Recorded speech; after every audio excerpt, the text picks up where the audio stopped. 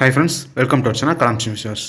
நம்ம இந்த வீடியோவில் என்ன பார்க்க போகிறோம் பார்த்தீங்கன்னா, ப்ரீவியஸ் இயரில் டிஎன்பிசி எக்ஸாம்ஸில் கேட்கப்பட்ட ஒவ்வொரு டாபிக், அதாவது நம்ம ஜிகே தமிழ் அப்படின்னு நம்ம சிலபஸில் இருக்க டாபிக் தனித்தனியாக எடுத்துகிட்டு ஒவ்வொரு டாப்பிக்கும் தனித்தனியாக பார்த்திங்கன்னா நம்ம வீடியோ கொடுத்துட்ருக்கோம்.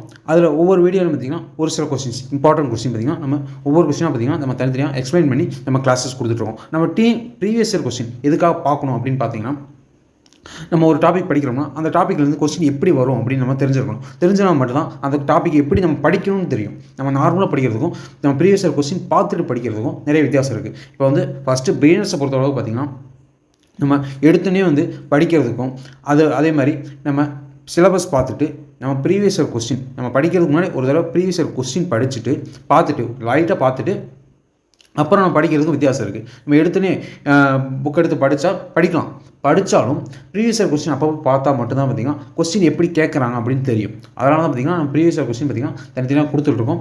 அந்த வகையில் பார்த்திங்கன்னா இன்றைக்கி நம்ம சிலபஸில் பாலிட்டி எப்படின்னு பாருங்கள். இந்தியன் பாலிட்டியில் நம்ம ஒரு சில கொஸ்டின்ஸ் பார்த்துடலாம். நம்ம ஆல்ரெடி பார்த்திங்கன்னா தனித்தனியாக ஒவ்வொரு டாபிக் பார்த்திங்கன்னா தனித்தனியாக கிளாஸஸ் கொடுத்துட்ருக்கோம், ப்ரீவியஸ் இயர் கொஸ்டின்ஸ் கொடுத்துட்ருக்கோம். அந்த வகையில் இன்றைக்கி பார்த்திங்கன்னா இந்தியன் பாலிட்டி, இந்திய அரசியலமைப்பு பார்த்திங்கன்னா தனியாக பார்த்திங்கன்னா நம்ம ப்ரீவியஸ் இயர் கொஸ்டின் கொடுக்க போகிறோம். ஓகே, ஒவ்வொரு கொஸ்டின் பார்க்க சொல்கிறேன், நீங்கள் கவனிங்க, நல்லா கவனிங்க. ஓகே, ஃபஸ்ட் கொஸ்டின் பாருங்கள். வெண்மை புரட்சியின் தந்தை என அழைக்கப்படுவோர் யார்? எப்படின்னு பாருங்கள். வெண்மை புரட்சியின் தந்தை என அழைக்கப்படுவோர் யார்? ஓகே, ஆன்சர் பார்த்தாலாம். ஆன்சர் பார்த்திங்கன்னா V Kurien. Option C, V Kurien அப்படின்றவர் தான் பார்த்திங்கன்னா வெண்மை புரட்சியின் தந்தை என அழைக்கப்படுவார். இந்தியாவின் வெண்மை புரட்சியின் தந்தை என அழைக்கப்படுவார் யார் பார்த்திங்கன்னா இந்த வி குரியன். ஓகே, இந்த இடத்துல பார்த்திங்கன்னா இந்தியாவின் பசுமை புரட்சியின் தந்தை என அழைக்கப்படுவது யார் பார்த்திங்கன்னா எம்.எஸ். சுவாமிநாதன். எம்.எஸ். சுவாமிநாதன் தான் பார்த்திங்கன்னா இந்தியாவின் பசுமை புரட்சியின் தந்தை என அழைக்கப்படுவார். நோட் பண்ணிங்க. பசுமை புரட்சியின் தந்தைன்னு கேட்டால் எம்.எஸ். சுவாமிநாதன், அதே வெண்மை புரட்சியின் தந்தை அப்படின்னு கேட்டால் வி குரியன். ஓகே, இந்த இடத்துல பார்த்திங்கன்னா எப்படி ஞாபகம் பார்த்திங்கன்னா எப்படின்னா மை வச்சு தான் குறி சொல்லுவாங்க அப்படின்னு ஞாபகம். எப்படி பாருங்கள், மை வச்சு தான் குறி சொல்லுவாங்க அப்படின்னு ஞாபகம். ஓகே, ஷார்ட்கட்லாம் பார்த்திங்கன்னா ஒவ்வொன்றும் ஞாபகம் வச்சுக்கிட்டா ஈஸியாக நம்ம ஆன்சர் பண்ணிடலாம். ஓகே, அடுத்த கொஸ்டின் பாருங்கள். தமிழகத்தில் சுயமரியாதை இயக்கத்தை துவக்கியவர் யார்? எப்படின்னு பாருங்கள். தமிழகத்தில் சுயமரியாதை இயக்கத்தை துவக்கியவர் யார்? ஸ்டார்ட் பண்ணது யார் அப்படின்னு கேட்டிருக்காங்க. ஓகே, ஆன்சர் பார்த்தாலும் ஆன்சர் பார்த்திங்கன்னா ஈவே ராமசாமி தான் பார்த்திங்கன்னா தமிழகத்தில் சுயமரியாதை இயக்கத்தை ஸ்டார்ட் பண்ணியிருப்பார். எந்த வருஷம் பார்த்திங்கன்னா 1925. 1925 பார்த்திங்கன்னா ஈவேரா பார்த்திங்கன்னா சுயமரியாதை இயக்கத்தை ஸ்டார்ட் பண்ணியிருப்பார். 1925 எங்கேன்னு பார்த்திங்கன்னா சென்னையில் ஸ்டார்ட் பண்ணியிருப்பார். நோட் பண்ணிங்க. ஓகே, சுயமரியாதை இயக்கத்தை துவக்கிய யார் பார்த்திங்கன்னா ஈவேரா. எந்த வருஷம்? 1925. ஓகே, அடுத்த கொஸ்டின் பாருங்கள். ஓகே, மாநிலங்களுக்கிடையேயான எப்படின்னு பாருங்கள். மாநிலங்களுக்கிடையேயான மன்றம் உருவாக்கப்பட்டது எப்போது? எப்படின்னு பாருங்கள். Inter state council was established on. எப்படின்னா ஒவ்வொரு மாநிலங்களுக்கிடையே பார்த்திங்கன்னா மன்றம் பார்த்திங்கன்னா உருவாக்கப்பட்டது எப்போது அப்படின்றதான் கேள்வி. ஓகே, ஆன்சர் பார்த்திங்கன்னா 1990. Option B 1990. எப்போன்னு பார்த்திங்கன்னா மே 28 தான் பார்த்திங்கன்னா 1990 இந்த மன்றம் பார்த்திங்கன்னா உருவாக்கப்பட்டிருக்கும். யாரோட பரிந்துரையின் பேரில் அப்படின்னு பார்த்திங்கன்னா ஒரு குழு பார்த்திங்கன்னா இது பரிந்துரைச்சு இந்த கவுன்சில் பார்த்திங்கன்னா இந்த மன்றம் பார்த்திங்கன்னா இது பண்ணியிருப்பாங்க, ஸ்டார்ட் பண்ணியிருப்பாங்க. யாருன்னு பார்த்திங்கன்னா சர்க்காரிய கமிட்டி. எப்படி பாருங்க, சர்க்காரிய குழு தான் பார்த்திங்கன்னா இந்த கமிட்டியை ஸ்டார்ட் பண்ண சொல்லியிருப்பாங்க.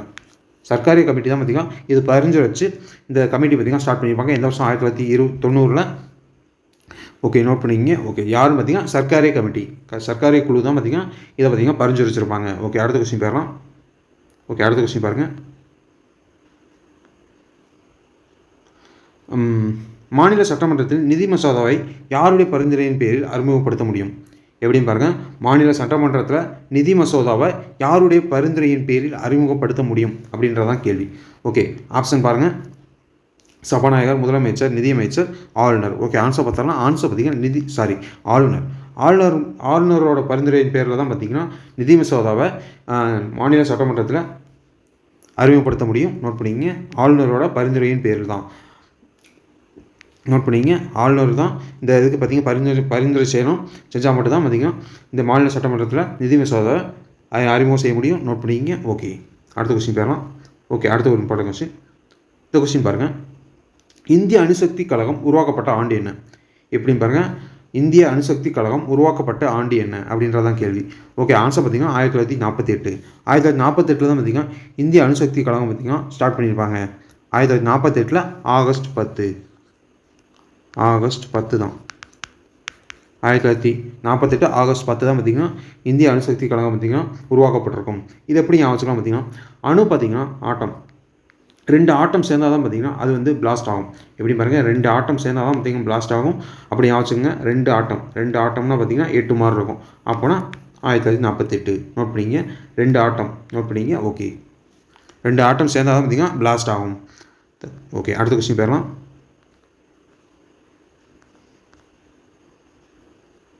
அடுத்த ஒரு கொஸ்டின், கீழ்கண்டவற்றில் எது இந்திய அரசியலமைப்பின் கூட்டாட்சி இயல்பு கிடையாது? எப்படின்னு பாருங்கள், கீழ்கண்டவற்றில் எது இந்திய அரசியலமைப்பின் கூட்டாட்சி இயல்பு கிடையாது அப்படின்னு கேட்டிருக்காங்க. ஓகே, ஆப்ஷன்ஸ் கொடுத்துருக்காங்க.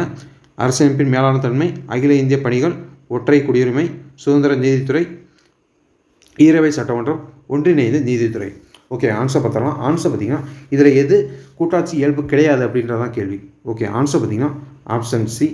எப்படி பாருங்கள், 2, 3 அண்டு 6. எப்படி பாருங்கள், 2, 3, 6.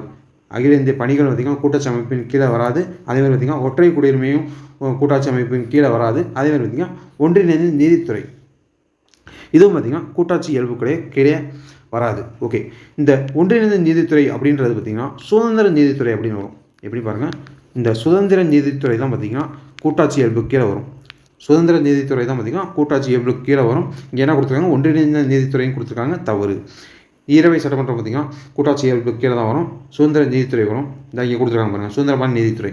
ஓகே, அதேமாதிரி பார்த்திங்கன்னா அரசியலமைப்பின் மேலான தன்மை. ஓகே, அவனை பார்த்திங்கன்னா 1st, 4th, 5th இதுதான் இங்கே ஆன்சர் கரெக்டு. ஆனால் என்ன கேட்டிருக்காங்க, கூட்டாட்சி இயல்பு கிடையாதுன்னு கேட்டிருக்காங்க. அப்படின்னா பார்த்திங்கன்னா ஆப்ஷன் சி தான் கரெக்டு. ஓகே, அடுத்த கொஸ்டின் பாருங்கள். இந்திய அரசியலமைப்பின் 12வது பகுதியானது மத்திய மாநில உறவுகளின் உள்ள ஒரு உறவை மட்டும் குறிப்பிடுகிறது. எப்படின்னு பாருங்கள், இந்திய அரசியலமைப்பு 12வது பகுதி பார்த்திங்கன்னா மத்திய மாநில உறவுகளில் ஒரு உறவை மட்டும் குறிப்பிடுகிறது அப்படின்னு கொடுத்துருக்காங்க. ஆன்சர் பார்த்திங்கன்னா நிதி உறவுகள். ஆப்ஷன் சி, நிதி உறவுகள், ஃபைனான்சியல் ரிலேஷன்ஷிப் பற்றி தான் பார்த்திங்கன்னா இந்த 12வது பகுதி சொல்லும். எப்படின்னு பாருங்கள், 12வது பகுதி மத்திய மாநில உறவுகளில் நிதி உறவை பற்றி சொல்கிறது தான் பார்த்திங்கன்னா இந்த 12வது பகுதி. நோட் பண்ணிங்க.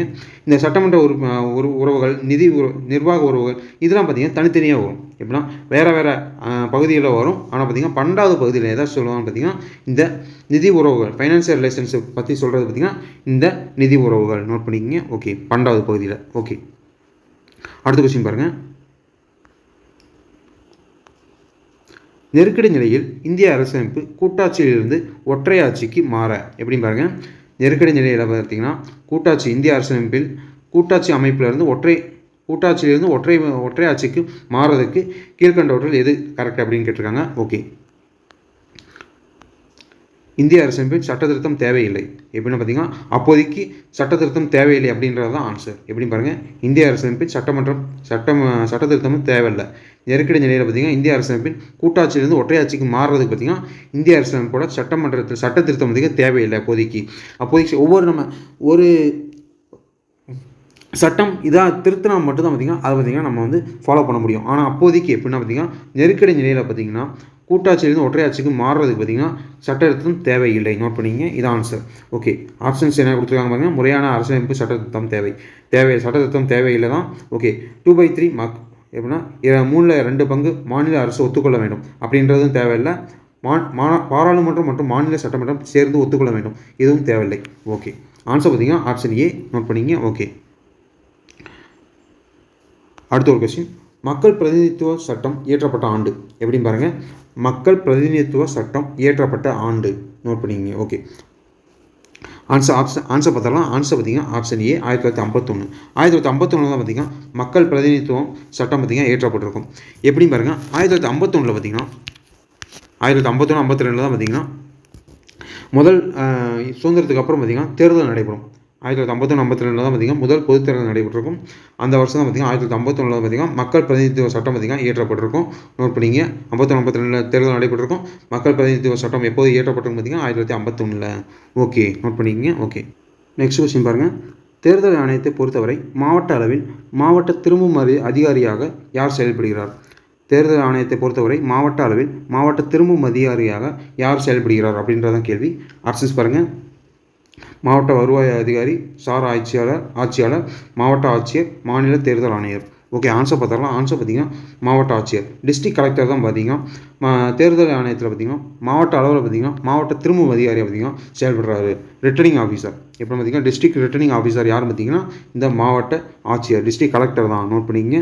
அது ஸ்டேட் அளவுக்கு ஸ்டேட் வைஸ் பார்த்தீங்கன்னா மாநில தேர்தல் ஆணையர் வருவார். ஓகே, நெக்ஸ்ட் ஒரு கொஸ்டின். 1989ஆம் ஆண்டு தஞ்சை தமிழ் பல்கலைக்கழகத்தின் ராஜராஜன் விருதை பெற்ற நாவல் இது. எப்படி பாருங்க, 1989 பார்த்தீங்கன்னா தஞ்சை தமிழ் பல்கலைக்கழகத்தின் ராஜராஜன் விருதை பெற்ற நாவல் இது அப்படின்றதான் கேள்வி. ஓகே, ஆன்சர் பார்த்தீங்கன்னா தென்பாண்டி சிங்கம். தென்பாண்டி சிங்கம் தான் பார்த்தீங்கன்னா ராஜராஜன் விருதை பார்த்தீங்கன்னா 1989 தஞ்சை தமிழ் பல்கலைக்கழகத்தின் மூலம் பார்த்தீங்கன்னா வாங்கியிருக்கும். இது எப்படி ஆச்சுக்கோம் பார்த்தீங்கன்னா, நம்ம ராஜாக்கள்லாம் என்ன சொல்லுவோம், தென்பாண்டி சிங்கம் அப்படின்னு சொல்லுவோம். எப்படின்னா சிங்கம் மாதிரி இருக்கார் ராஜா அப்படின்னு சொல்லுவோம்.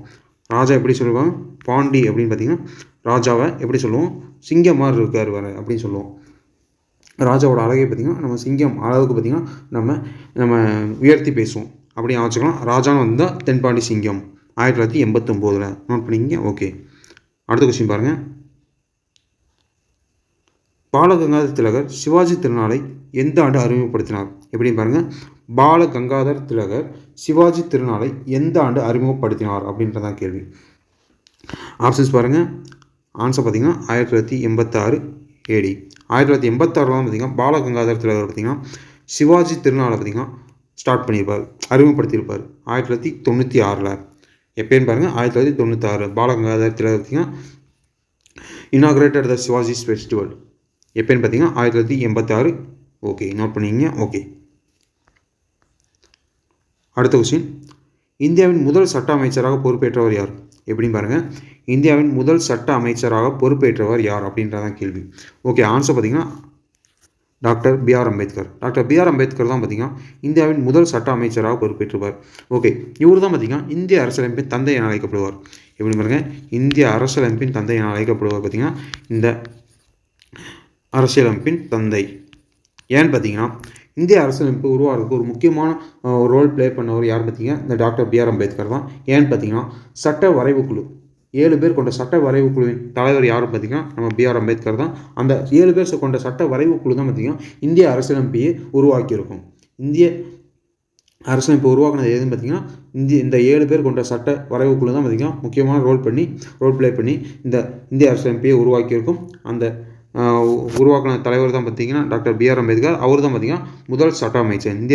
இந்தியாவின் முதல் சட்ட அமைச்சர் யார் பார்த்தீங்கன்னா டாக்டர் B.R. அம்பேத்கர். நோட் பண்ணிங்க. ஓகே, நம்ம இதுவரையும் பார்த்தீங்கன்னா ஒரு சில TNPSCயில் பாலிட்டியில் கேட்கப்பட்ட ஒரு சில ரொம்ப இம்பார்ட்டண்டான ப்ரீவியஸ் இயர் கொஸ்டின்ஸ் நம்ம பார்த்தாச்சு. ஓகே, இதுக்கு மேலே பார்த்தீங்கன்னா நம்ம ஒவ்வொரு வீடியோவில் பார்த்தீங்கன்னா நம்ம ப்ரீவியஸ் இயர் கொஸ்டின்ஸ் நம்ம அப்லோட் பண்ணிட்டே இருப்போம். நீங்கள் நம்ம சேனலுக்கு ஃபஸ்ட் டைம் வரீங்கன்னா கண்டிப்பாக மறக்காமல் சப்ஸ்கிரைப் பண்ணுங்கள். மறக்காம பக்கத்துக்கு பெல் ஐக்கான் டச் பண்ணுங்கள். அப்போ நம்ம போகிற ஒவ்வொரு வீடியோ நோட்டிஃபிகேஷன் வரும். ஓகே ஃப்ரெண்ட்ஸ், அதேமாதிரி பார்த்தீங்கன்னா நம்ம சேனலில் பார்த்தீங்கன்னா free test batch TNPSC group 4க்காக பார்த்தீங்கன்னா குரூப் 2 அண்ட் குரூப் 4க்காக பார்த்தீங்கன்னா ஃப்ரீ டெஸ்ட் பேட்ச் நம்ம கனெக்ட் பண்ணிட்டு இருக்கோம். அதில் பார்த்தீங்கன்னா ஜாயின் பண்ண விருப்பங்க நான் டிஸ்கிரிப்ஷனில் லிங்க் கொடுக்குறேன், போய் ஜாயின் பண்ணிங்க. டெலிகிராம் லிங்க் கொடுக்குறேன், போய் ஜாயின் பண்ணிக்கங்க. ஏன்னா பார்த்தீங்கன்னா டெலிகிராமில் தான் பார்த்தீங்கன்னா நம்ம எல்லா இன்ஃபர்மேஷன் சொல்லுவோம். ஓகே ஃப்ரெண்ட்ஸ், இந்த வீடியோ பிடிச்சிருந்தா லைக் பண்ணுங்கள். மறக்காம TNPSC ப்ரிப்பேர் பண்ண உங்கள் ஃப்ரெண்ட்ஸுக்கு ஷேர் பண்ணுங்கள். Okay friends, thank you.